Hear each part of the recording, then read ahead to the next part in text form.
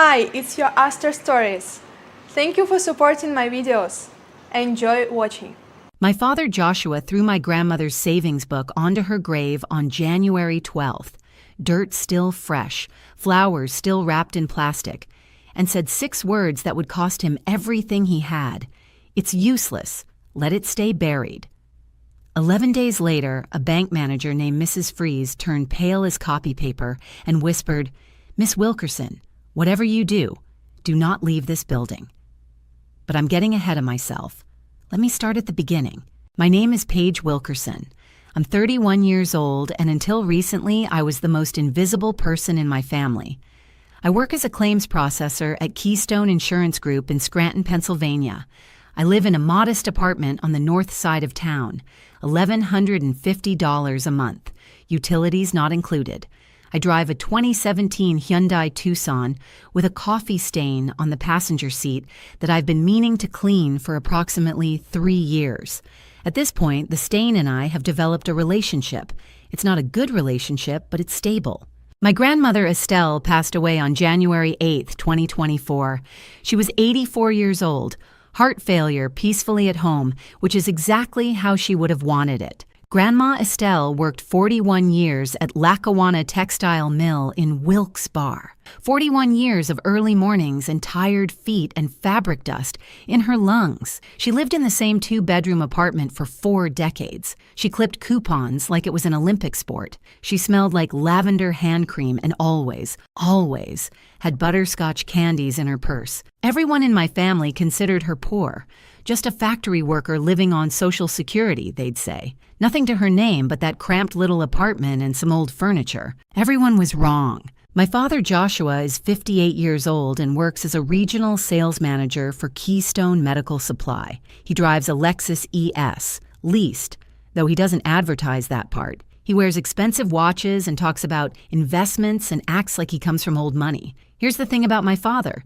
He grew up in that same cramped apartment in Wilkes-Barre. I've seen photographs of him in hand-me-down corduroys and a Kmart t-shirt, eating government cheese. The man's revisionist history would make a Soviet propagandist jealous. He was always embarrassed by his mother. When I was young, he'd tell people she was retired rather than admit she worked in a textile mill. He'd visit her maybe 3 times a year, always rushing, always checking his watch. And when he remarried 15 years ago to a woman named Unity, the visits dropped to twice a year, then once, then holidays only, and even those felt like obligations. Unity is 54 and comes from a family that had means. Her words, not mine. Her father managed a Buick dealership in Allentown. That's her pedigree, a Buick dealership. But to hear Unity tell it, she grew up in a manor house with servants and fox hunts. She spent 15 years suggesting that Grandma should be put in a facility because the apartment was too cramped to breathe. Once she made my father skip Thanksgiving at Grandma's because she couldn't bear the thought of eating in such a small space. My brother Clayton is 34. He works in pharmaceutical sales. He is, and has always been, the golden child. When Clayton needed help with his house down payment, Dad wrote a check for $40,000. When Clayton graduated, he got a used BMW as a gift. Still cost $15,000. When Clayton got married, Dad paid for the whole wedding. $35,000 for 1 day of Tamara complaining about the flower arrangements. Clayton visited Grandma twice a year, Christmas and her birthday. I know because I was usually there when he showed up. He'd stay exactly 20 minutes. I timed it once. 19 minutes and 43 seconds. And yet, every time, Dad would praise Clayton for making time in his busy schedule. Meanwhile, I visited Grandma every single Sunday for 7 years. Every Sunday. I'd bring pastries from the Polish bakery on Main Street, and we'd drink tea. And she'd show me old photographs and tell me stories about the mill. 7 years of Sundays. And my father never once mentioned it. The funeral was held at Morrison and Sons Funeral Home in Plains Township. Small service, maybe 30 people. Mostly Grandma's old co-workers from the mill, some neighbors from her building, a few distant relatives I barely recognized. My father kept checking his watch throughout the service. Unity whispered to him about needing to sort through that apartment quickly before the lease is up. Clayton spent half the service on his phone. Work emergency. he explained, not even bothering to look apologetic. I delivered the only real eulogy. I talked about Grandma's laugh, her butterscotch candies, the way she remembered everyone's birthday even when they forgot hers. My father spoke for 2 minutes about family values and the importance of honoring our elders. He didn't mention a single specific memory. I don't think he had any. After the burial at Hillside Cemetery, the funeral director approached me with a small envelope. He said Grandma left specific instructions. This was to be given to her granddaughter Paige directly, not to the family, to me. Inside was an old savings book, leather cover worn soft with age, First Northeastern Savings and Loan, dated 1967. It was older than me. It was older than my father's fake sophistication. Joshua saw me holding it and grabbed it from my hands before I could react. He flipped it open, scanning the pages with that impatient expression he always wore when dealing with anything related to his mother. The last entry was from 1989. Balance, $847.52. He laughed. Not a kind laugh, the kind of laugh that has teeth in it. Mom and her pathetic little savings account from 35 years ago, he said. This thing is ancient. The account probably closed decades ago when the banks merged. It's useless. And then my father threw my grandmother's savings book onto her fresh grave, dirt still dark and loose, and walked away without looking back. Unity followed him. Then Clayton, still on his phone. Then Tamara, picking her way carefully across the grass in heels that cost more than my monthly grocery budget. I stood there alone as the January wind cut through my coat. I waited until their cars pulled away, until the cemetery workers started packing up their equipment, until the sun began to set and the shadows grew long across the headstones. Then I walked back to my grandmother's grave. I knelt down and picked up the savings book, brushed the dirt off its cover. The leather was soft in my hands. 57 years of handling had made it supple as cloth. I opened it and looked at her handwriting. Careful entries in blue ink, deposits of $30, $50, small amounts recorded with precision. I didn't care about the $847. Probably gone anyway, absorbed into some bank merger decades ago. But this was the only thing Grandma had specifically wanted me to have. She'd left instructions with the funeral director. She'd made sure it would reach me directly, not through my father. Why would she do that if it was worthless? That night, I sat in my apartment holding the savings book while the radiator clanked and the neighbor's TV murmured through the thin walls. I thought about all those Sundays. The tea, the photographs, the stories. Grandma once told me something I didn't understand at the time. She'd taken my hand, looked me straight in the eyes, and said, "You're the only one who sees me, Paige. Remember that. I see you too." I didn't know what she meant then. I was beginning to understand now. Before we continue, if you're enjoying this story, please subscribe and tell me in the comments where you're watching from and what time it is there. I see every single comment, and it means more to me than you know. Thank you so much for your support. The days after the funeral blurred together. I went back to work, I filed claims, I ate lunch alone at my desk. I came home to my quiet apartment and stared at the savings book on my nightstand and did absolutely nothing about it. What was the point? The last entry was from 1989, 35 years ago. The account was probably closed when the banks merged. I'd go to the bank, they'd tell me there was nothing there, and I'd have confirmation that my grandmother left me exactly what my father said she did. A worthless relic. Part of me didn't want that confirmation. As long as I didn't check, there was still a possibility, still a mystery. Confirming it was empty would feel like losing her all over again. So I waited. 12 days of waiting and working and grieving and convincing myself I'd deal with it eventually. Meanwhile, my father dealt with things his way. Within a week of the funeral, Joshua announced he was handling Grandma's estate as next of kin. He didn't ask for my input. He didn't even tell me directly. I heard it from Clayton during one of his condescending check-in calls. Dad had already contacted a real estate agent about Grandma's apartment. The lease was paid through February. He wanted it emptied and surrendered by month's end. 40 years of my grandmother's life. And he wanted it boxed up and gone in 3 weeks. Then Unity started posting on Facebook. I should have unfollowed her years ago, but I kept her on my feed for the same reason people slow down to look at car accidents. Morbid curiosity. And in the week after Grandma's funeral, Unity posted 17 times about vintage finds from the apartment she'd been so reluctant to visit when Grandma was alive. Photos of Grandma's china set. Such lovely pieces keeping these in the family. Photos of some jewelry. Beautiful antiques from Joshua's mother. Photos of a small writing desk Grandma had used for 40 years. This will look perfect in our guest room. Unity posted 17 photos of my grandmother's belongings in 3 days.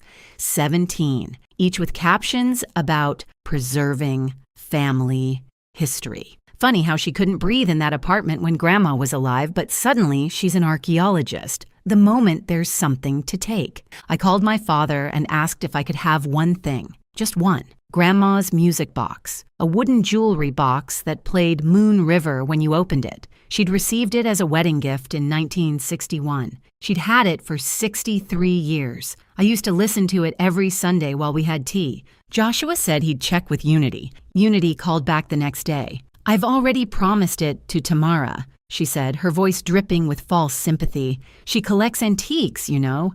She really appreciates nice things." Tamara appreciates nice things. Right? This is the same woman who once returned a birthday gift I gave her, a scented candle from Target, $15, because it didn't match her aesthetic. Apparently, her aesthetic doesn't include anything that costs less than $50 or comes from a store where normal people shop. Day 13, January 25th. Clayton called.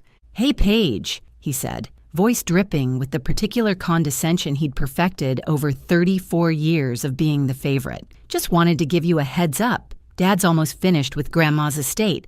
Didn't want you to worry your pretty little head about the paperwork." My pretty little head.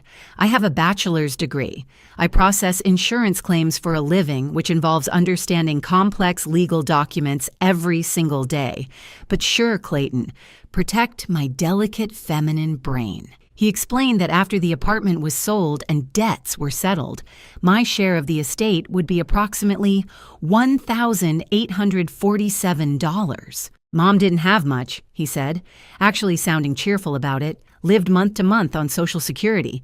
But hey, that's almost $2,000, right? Not bad for doing nothing. Not bad for doing nothing. 7 years of Sundays was nothing. Every holiday, every birthday, every random Tuesday when I just wanted to see her. Nothing. My brother explained estate law to me like I was a golden retriever who'd accidentally wandered into a bank. You see, Paige, when someone dies, their assets get distributed. I wanted to reach through the phone and shake him. I know what probate means, Clayton, but something about his call, the smugness, the dismissiveness, the absolute certainty that Grandma had been worth exactly as little as they'd always assumed. It made something click in my head. That night, I examined the savings book more carefully. I'd looked at it before, of course, flipped through the entries, seen the final balance, but I hadn't really searched it. Tucked into the back pocket, folded small, was a piece of yellowed paper I'd missed before. Grandma's handwriting, smaller than usual, like she'd been trying to fit a secret into the smallest possible space. For Paige, only Paige. The rest will understand in time. Account number 7751924, First Northeastern.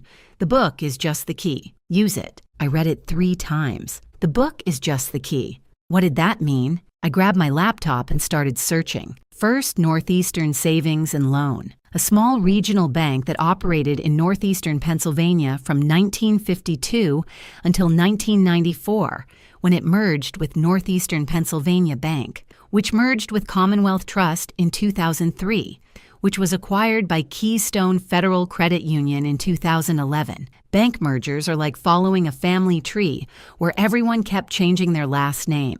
I felt like I needed a conspiracy board with red string connecting everything. But the important thing, Keystone Federal Credit Union still existed. They had a branch in downtown Scranton, and somewhere in their systems there might still be records connected to account number 7751924.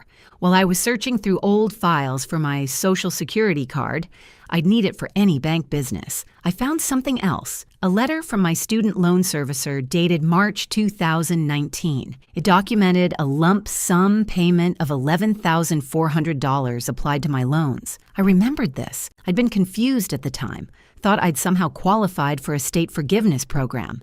I'd applied to several of them, and the paperwork was always so convoluted that I just assumed one had come through. The letter didn't specify the source, just payment received. I remembered calling the servicer back then. The representative said it might be an employer benefit or a state program I'd enrolled in. I didn't question free money.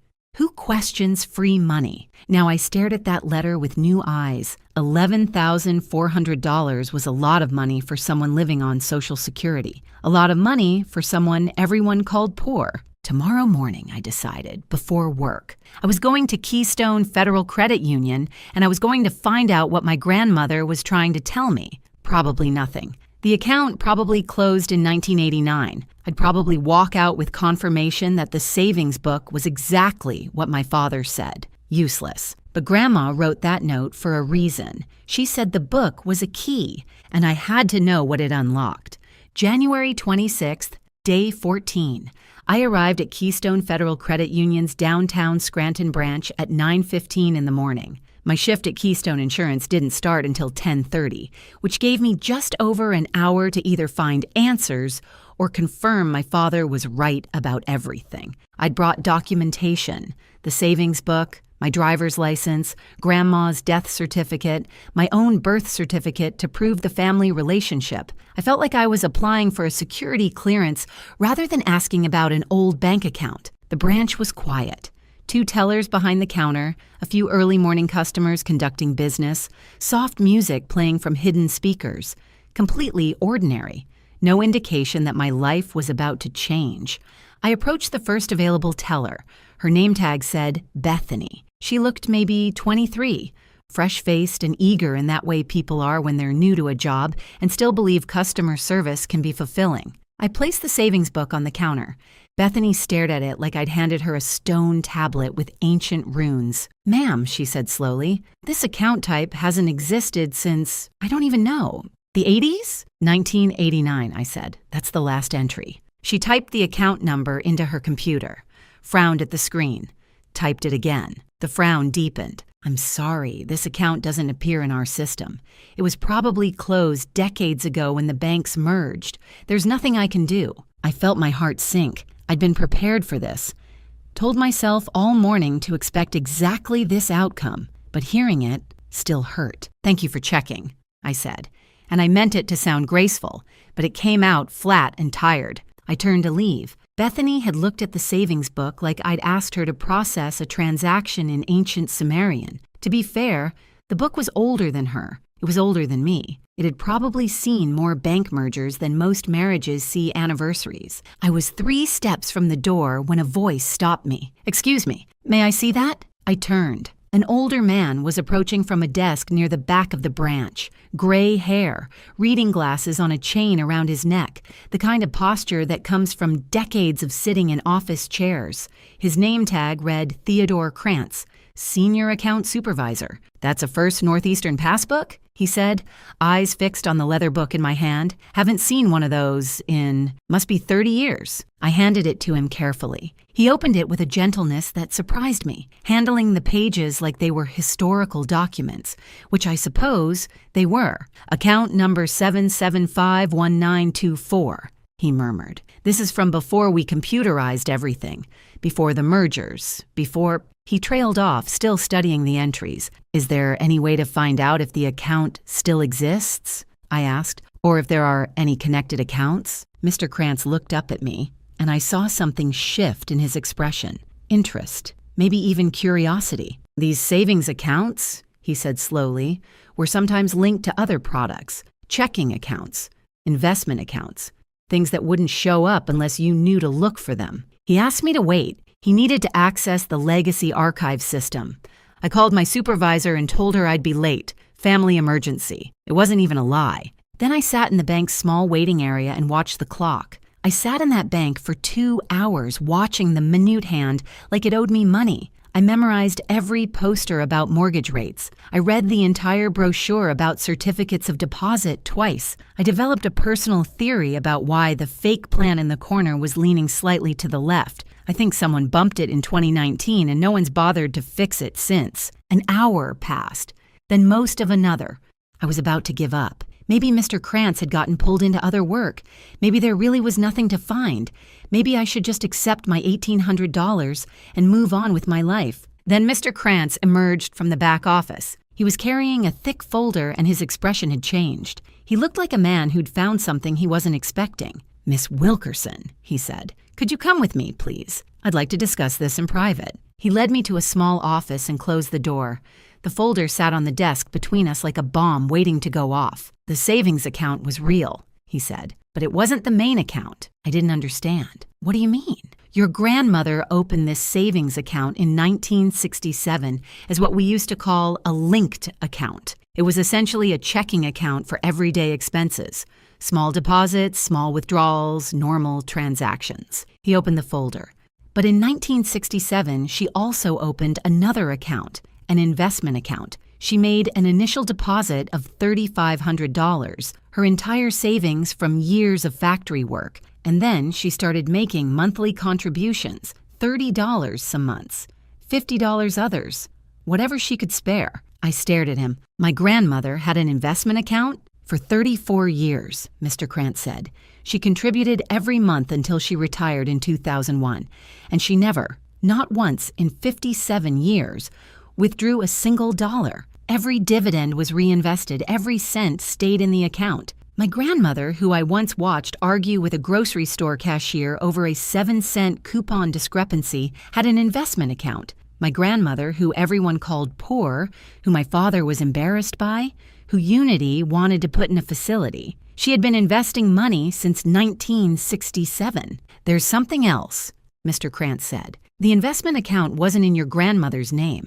It was held in something called the Estelle M. Wilkerson Family Trust. She created the trust in 1998. A trust? A revocable living trust. It's a separate legal entity. When someone searches for accounts under Estelle Wilkerson's name, the trust doesn't appear.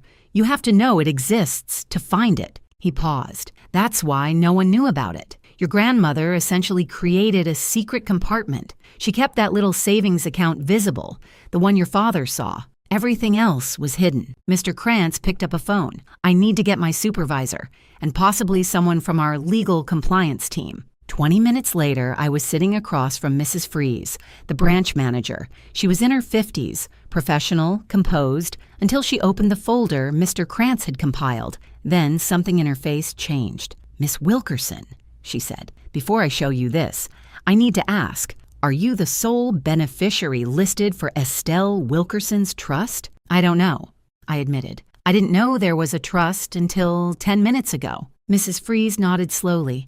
She pulled a single sheet of paper from the folder and slid it across the desk toward me. "The current value of the Estelle M. Wilkerson Family Trust." I looked at the number. I read it again. I read it a third time because my brain refused to process what my eyes were seeing. $2,341,872.16. "That's not possible," I heard myself say. "My grandmother worked in a textile mill.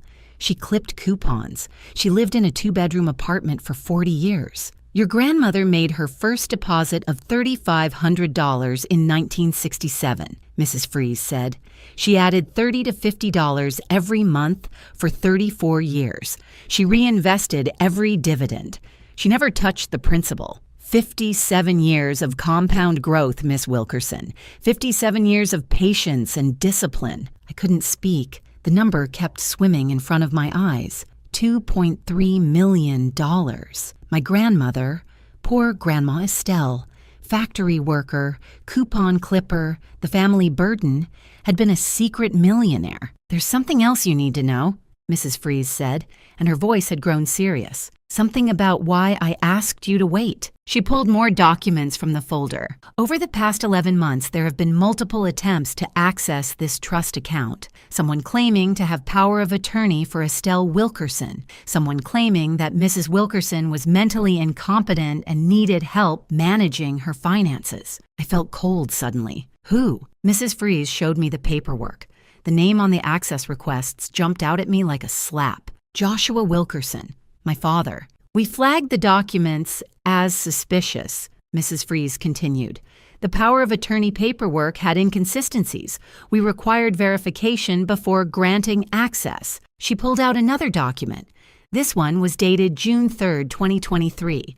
Your grandmother came into this branch, in person, alone. She was 83 years old and she took 2 buses to get here from Wilkes Barre. Mrs. Fries's voice softened. She provided documentation proving she was mentally competent. She gave a formal statement explicitly blocking Joshua Wilkerson from any access to her accounts, and she updated her trust documents. Updated them how? She reconfirmed the sole beneficiary. She added additional protections. She made sure everything was airtight. Mrs. Fries met my eyes. The sole beneficiary of the Estelle M. Wilkerson Family Trust is you, Miss Wilkerson. Only you.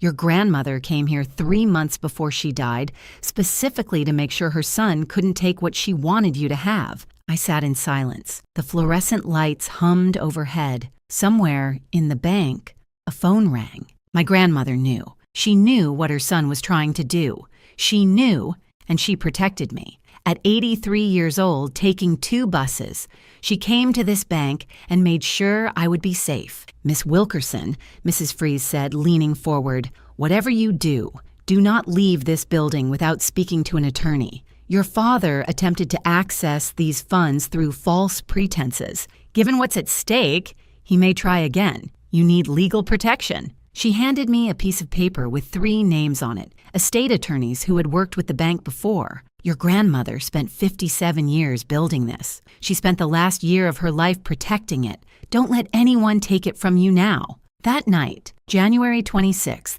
I didn't sleep. I lay in bed staring at the ceiling, doing mental math that made no sense. $2.3 million. I could pay off my student loans. I could pay off everyone's student loans. I could buy a house. I could buy several houses. I could finally get that coffee stain cleaned out of my car seat. I could buy a new car and not worry about the stain at all.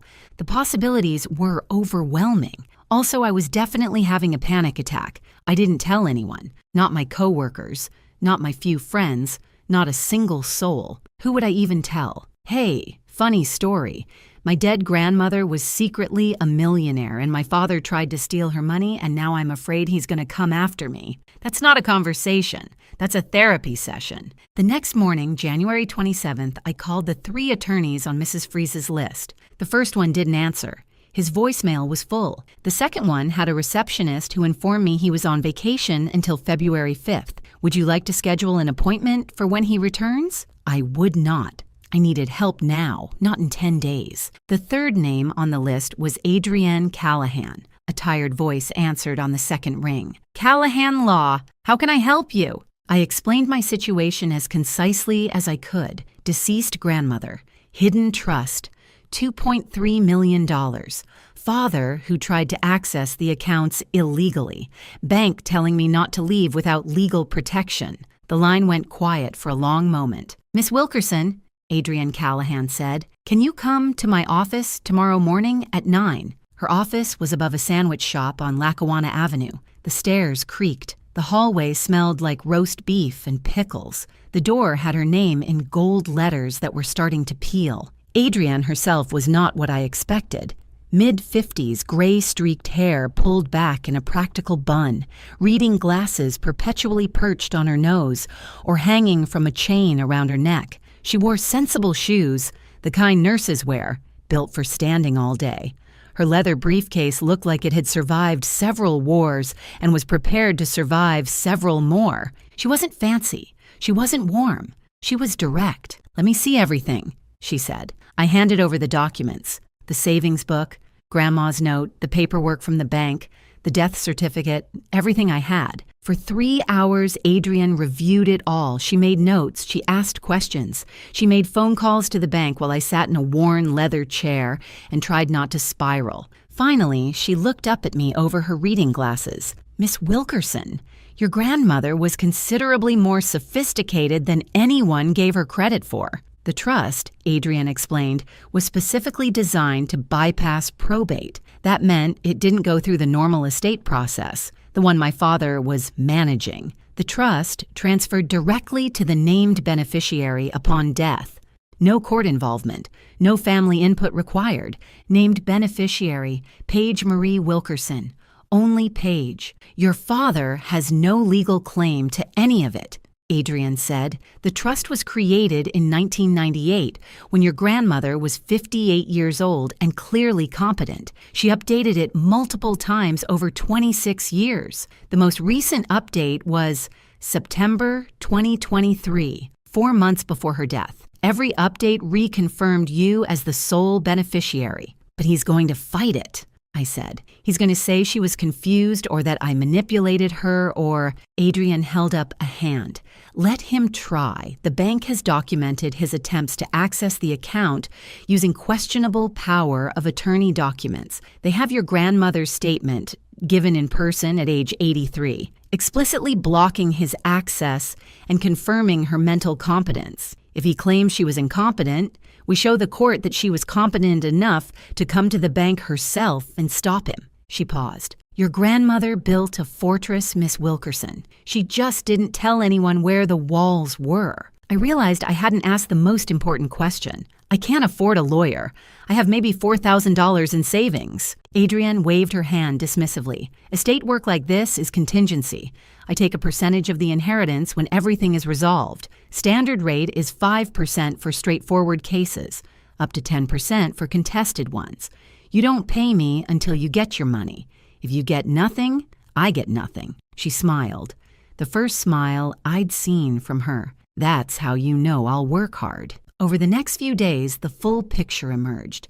The trust documents included a key to a storage unit, secure store self-storage, on Route 315 in Pittston, Unit 47, paid up through 2025. Adrienne and I drove there together on January 29th. The unit was small, maybe 8 by 10 feet. Inside, 3 cardboard boxes, a small metal filing cabinet, and years of accumulated dust. We spent 3 days going through everything. My grandmother's record-keeping was not what I'd call organized.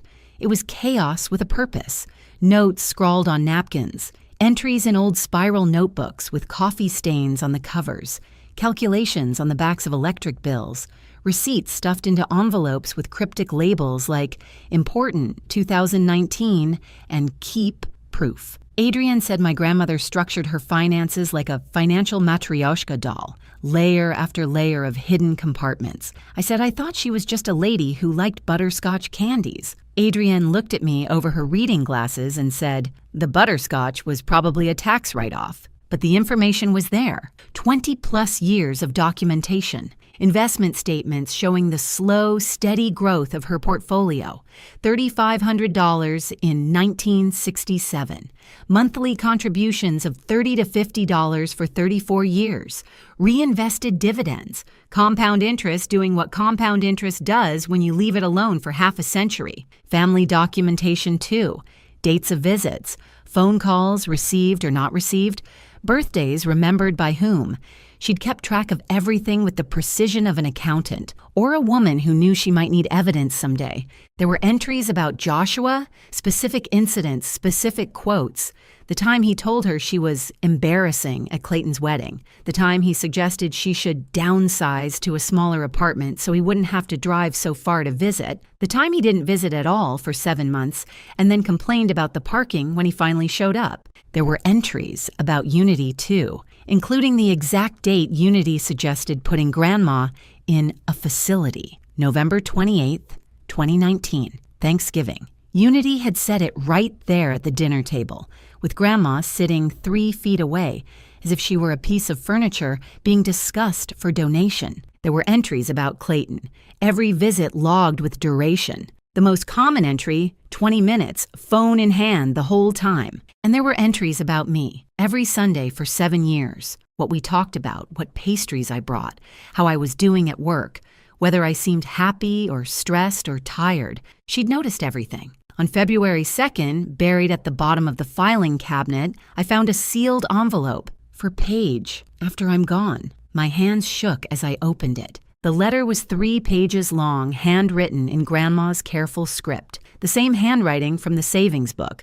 The same handwriting from 20 years of napkin notes and electric bill calculations. She explained everything. She started investing in 1967 because she grew up during hard times and never trusted anyone else with her security. She'd seen what happened to people who depended on others. She'd seen women left with nothing when husbands died or left. She swore she would never be helpless. She never touched the money because she never needed it. Social Security covered her modest life. The apartment was enough. The simple pleasures were enough.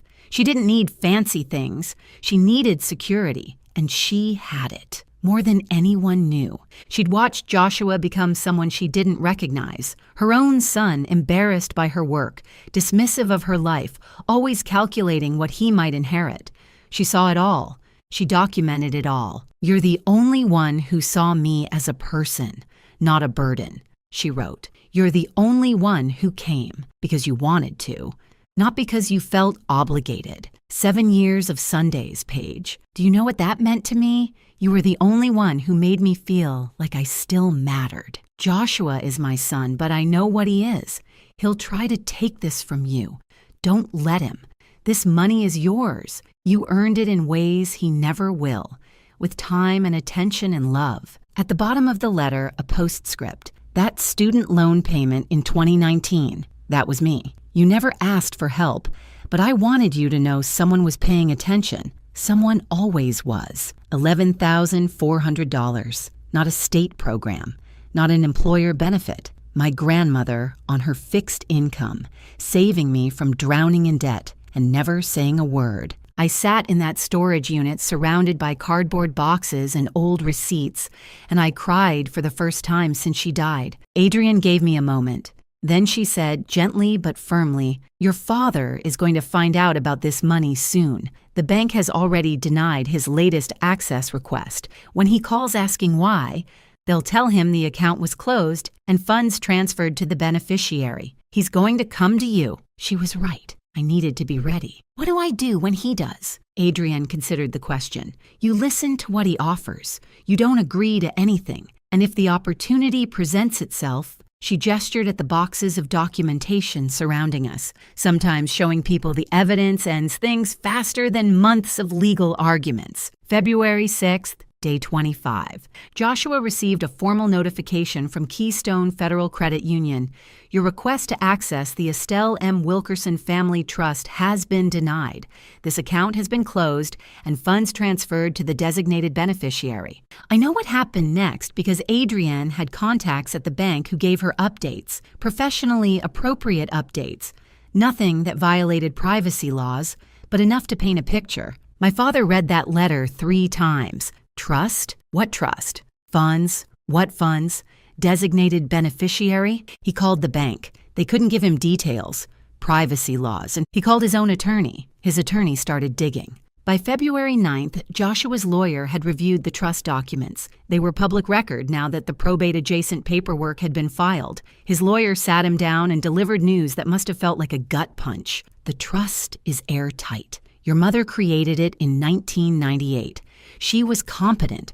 She updated it multiple times, most recently 4 months before her death. The beneficiary has always been Paige. Your only option," the lawyer told him, "is negotiation. Try to reach a family agreement." According to Adrienne, when Joshua's lawyer explained the situation, my father's face went through what she called the 5 stages of financial grief: denial, anger, bargaining, more anger, and then a strategic pivot to fake friendliness. February 11th, my phone rang.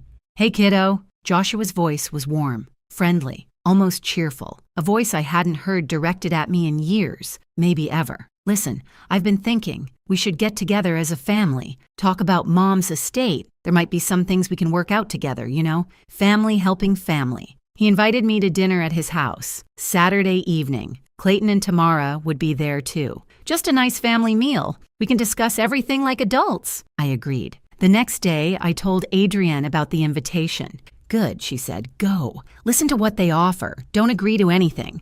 Tell them you need time to think about any proposal." She handed me a folder with copies of key documents. Grandma's records, the bank's fraud documentation, selected entries from the notebooks. Keep the originals here with me, she said, but take copies. Sometimes showing evidence ends negotiations faster than months of back and forth. She reminded me of one more thing. Pennsylvania is a two-party consent state. Don't record the conversation without everyone's agreement. Anything recorded without consent is inadmissible and potentially criminal. Just listen, watch, and remember what they say. February 13th. That evening, Joshua and Unity's house was a 4-bedroom colonial in a nice development in Clark Summit, the kind of neighborhood where everyone has matching mailboxes and judges each other's lawn care. 2 cars in the driveway, the leased Lexus and Unity's pearl white Cadillac XT5. Inside, the house looked like a furniture catalog. Everything coordinated, everything staged, nothing that looked actually lived in. Clayton and Tamara were already there when I arrived. Clayton in a golf shirt like he'd just come from the country club. Tamara in an outfit that probably cost more than my monthly rent, examining her manicure like it was more interesting than any conversation I might offer. Unity had made a roast. The table was set with what I recognized as Grandma's china, the vintage finds she'd been so excited to post about, using my grandmother's dishes to serve dinner to the family that ignored her. The symbolism wasn't lost on me. Everyone was smiling, everyone was friendly. It was the warmest reception I'd ever received in this house. It was terrifying. We made small talk through the appetizers, the weather, Clayton's job, Tamara's kitchen renovation. Apparently, the countertops had been a nightmare to source. First world problems discussed with the gravity of international crises. Then, over the main course, Joshua cleared his throat. Paige, I know things have been confusing since Mom passed. His voice was measured, rehearsed, and I know there were some assets we weren't aware of. That was a surprise to all of us. He was still using we, still talking like he had a stake in this. I want to propose something fair, he continued. Family fair. Mom would have wanted us to share, to take care of each other. That's what family does. He laid out his offer. I would receive $500,000. The remaining $1.8 million would be split among Joshua, Clayton, and the family, meaning Unity and Tamara would somehow benefit too. That's still more money than you've ever seen, Paige, Joshua said, smiling like he was doing me a favor. $500,000. You could quit your job, buy a house, and it keeps the family together. Everyone wins. Everyone at the table was nodding. Unity, Clayton. Even Tamara looked up from her nails long enough to arrange her face into something resembling supportive. They'd planned this, rehearsed it. $500,000 for me to go away quietly while they split the rest. My hands were shaking under the table. I'd prepared for this moment, rehearsed what I would say, but sitting here, surrounded by their coordinated smiles and calculated warmth, all my prepared words evaporated. So I just reached into my bag and pulled out the folder. Before I respond to that, I said, I need to show you something. I opened the folder and laid the first document on the table, right next to the roast. March 15th, 2023.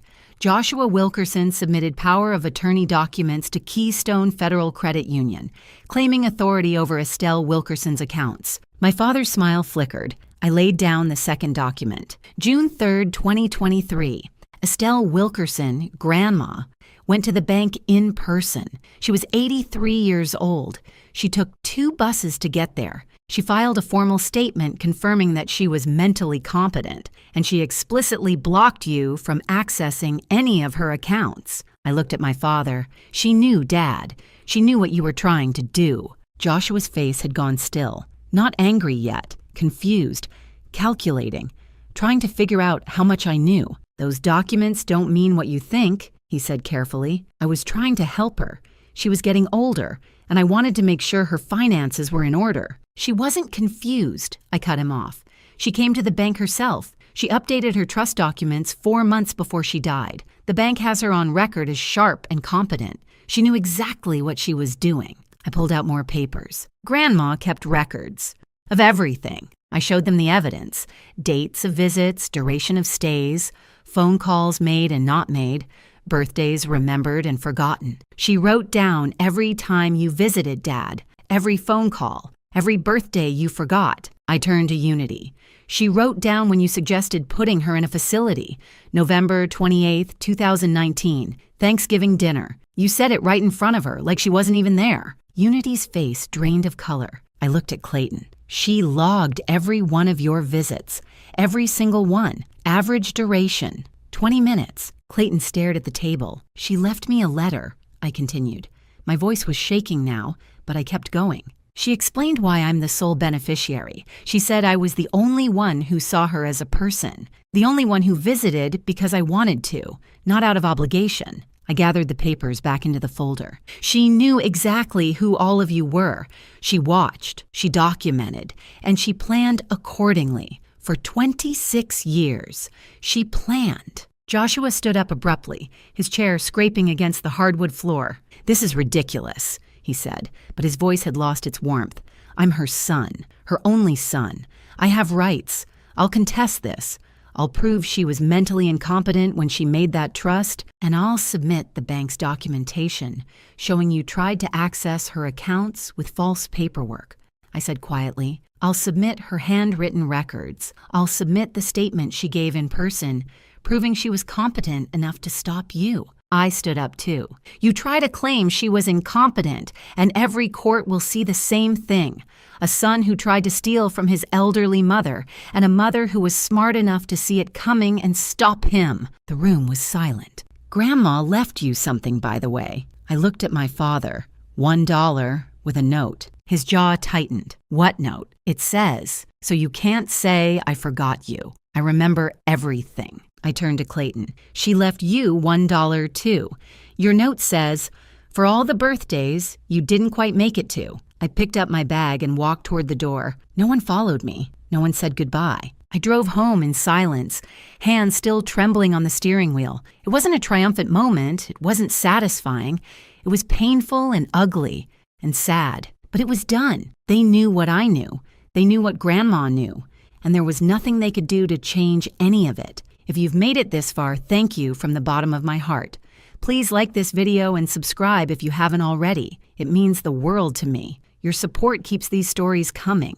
Now let me tell you how it ended. The days after that dinner were hard. Not because I doubted my decision, but because my family didn't give up easily. February 14th. Unity called me, crying.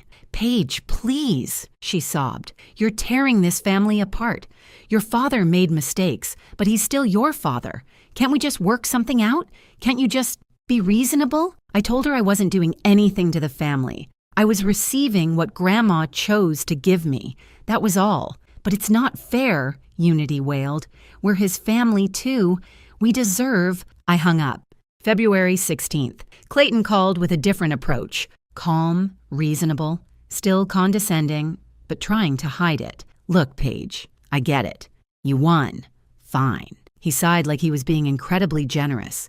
"But let's be smart about this. Let's think long term." His new proposal, I keep $800,000, give $1.5 million back to the family. "That's still almost $1 million, Paige," he said.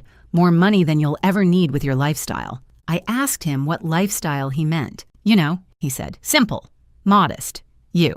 I told him my simple lifestyle now included a very expensive attorney who billed by the hour, and I wasn't interested in subsidizing his kitchen renovation. On February 21st, Adrian filed a formal complaint with the Lackawanna County District Attorney's Office. The charge: attempted elder financial exploitation. In Pennsylvania, that's a felony of the 3rd degree, up to 7 years in prison. I wasn't seeking the maximum. I just wanted protection. As long as Joshua could claim the trust was created by a mentally incompetent woman, he could keep fighting. The criminal case would prove, once and for all, that Grandma knew exactly what she was doing, and that Joshua was the one who'd acted wrongfully. The investigation took months. The DA's office reviewed everything: bank records of Joshua's access attempts, his questionable power of attorney documents, Grandma's formal statement, her handwritten records. Joshua hired a criminal defense attorney, a good one, expensive. Meanwhile, the legal fees mounted. By June, Unity discovered that Joshua had spent over $40,000 on attorneys. Their savings were nearly gone. When he suggested taking a second mortgage on the house to cover ongoing costs, Unity made a different calculation. She quietly consulted her own lawyer. She learned that if she filed for divorce before a conviction, she could protect her share of their assets. If she waited until after, everything might be seized for legal debts and restitution. Unity filed for divorce by the end of June. Irreconcilable differences, the paperwork said. I had another phrase for it. Rats leaving a sinking ship. In July, the probate process for the trust was completed. My inheritance was officially confirmed, $2,341,872.16. August brought the plea deal. The DA offered terms. Plead guilty to attempted financial exploitation, a reduced charge, accept 3 years of probation, and carry a felony conviction on his permanent record. No jail time, but a criminal record that would follow him forever. Joshua's attorney advised him to take it. Fighting would cost more money he didn't have. The evidence was overwhelming. He would probably lose at trial and face harsher sentencing. My father, the man who'd built his whole identity around success and status and being better than where he came from, pleaded guilty to trying to steal from his own mother. The court records became public. In October, Keystone Medical Supply conducted their routine background check update. Company policy was clear: no employees with felony convictions, especially for financial crimes. Joshua worked in medical supply sales, a position that involved billing, insurance claims, handling controlled inventory. A felony conviction for financial fraud was an automatic disqualification. After 15 years with the company, Joshua Wilkerson was terminated. At 58 years old, with a felony on his record, he was unemployable in his field. Nobody hires a convicted financial criminal to handle their accounts. The house went up for sale in November. Legal debts, divorce settlement, no income. The Lexus went back to the dealer. He couldn't afford the lease payments anymore. The man who'd thrown a savings book onto a grave because he thought it was worthless found himself worth considerably less than the paper it was printed on. Clayton distanced himself almost immediately after the plea deal. His pharmaceutical company didn't want the association. Family of a convicted criminal wasn't good for the corporate image. He stopped returning Joshua's calls. He and Tamara moved to a different part of the state. Last I heard, they were reconsidering their priorities. In November, I received the official inheritance transfer, $2,341,872.16, minus Adrienne's 6% fee, $140,512, minus federal and state taxes, approximately $280,000, net to me, roughly $1.92 million. I know that sounds like I'm complaining about fees and taxes, and I want to be absolutely clear. I am not complaining, but I did spend one full evening Googling how to invest money when you have no idea what you're doing. And can you buy too many index funds? And what is a fiduciary and do I need one? My grandmother would have been disappointed.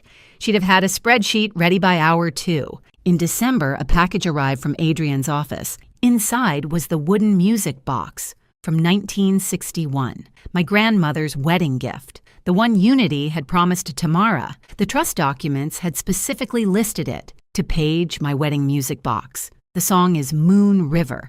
Play it and think of me. I opened it. The mechanism was old, the song slightly warped with age, but it still played. I sat in my apartment and listened to those tinkling notes and thought about all the Sundays I'd heard that same song while Grandma and I drank tea and talked about nothing important and everything that mattered. Inside the box, tucked carefully in the velvet lining, was a photograph. Paige and Estelle, me and Grandma sitting on her tiny balcony, teacups in hand, both of us smiling. On the back, in her handwriting, "My favorite days were Sundays with you." I drove to Hillside Cemetery a few days later. The headstone had been placed by then. Simple granite, just her name and dates. No elaborate epitaph. She wouldn't have wanted anything fancy. I brought the savings book with me, the one Joshua had thrown on the grave, the one I'd picked up that cold January evening. I didn't leave it there. I kept it. Some things aren't meant to be discarded just because someone else decided they were worthless. Some people measure love in dollars. My grandmother measured it in Sundays, and she counted every single one. Thank you so much for staying with me until the very end. If this story touched you, more of my most gripping stories are already waiting on your screen. Click one now. I promise you're going to love it. See you in the next one.